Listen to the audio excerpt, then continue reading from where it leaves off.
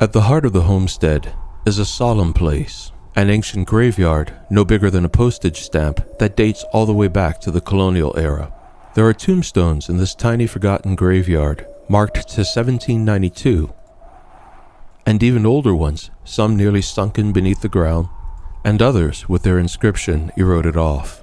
Only the few remaining oldest families still use or even remember this tiny graveyard, and as they fade away, one day soon, no more shall be buried here.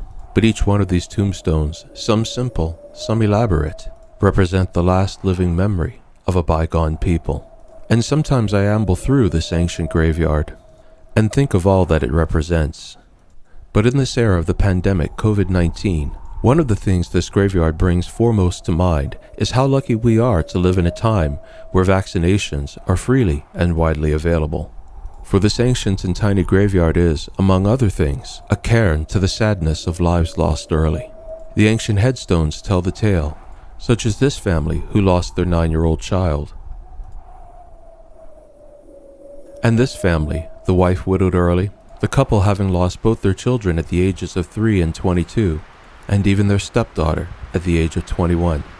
There are so many tombstones from the era before vaccinations that tell the tales of lives lost so young, and families who saw their children perish one after the other.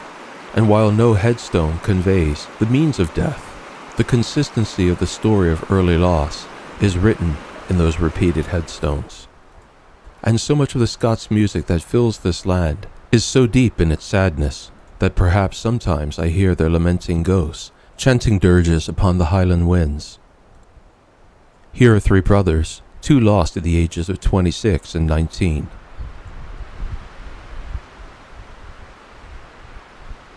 And here is an ancient, heavily eroded tombstone, though enhancement reveals this person died at the age of 29. And here is a couple, both lost in the prime of their lives. And here is a young girl who died at the mere age of 17. I wonder who she was in her brief life.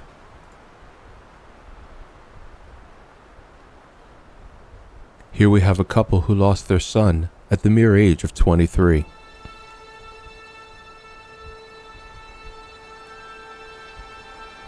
All this loss of life, so young and tragic, is a tale told over and over among these weathered headstones. And most of these families are now long gone, having left the highlands as the world changed, drawn to the wealth of the cities, and so it is not possible to get the story of all those who passed away here. But sickness tends to prey, especially upon the very young and the very old, and so it is reasonable to believe that the tales of the losses portrayed in these headstones represents families torn asunder by illness.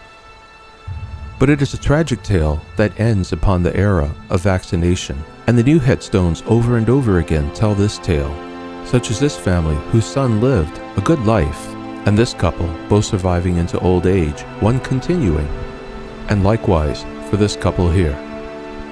And as a man of science and reason, I find myself perplexed that even in this time of this dreadful pandemic, there are persons declaring more vocally than ever that they would never submit to vaccines. A privilege we have in our time, and one that I am sure this long-past family who lost their daughter at the age of 23 and their son at the age of 26 wish had existed in their time.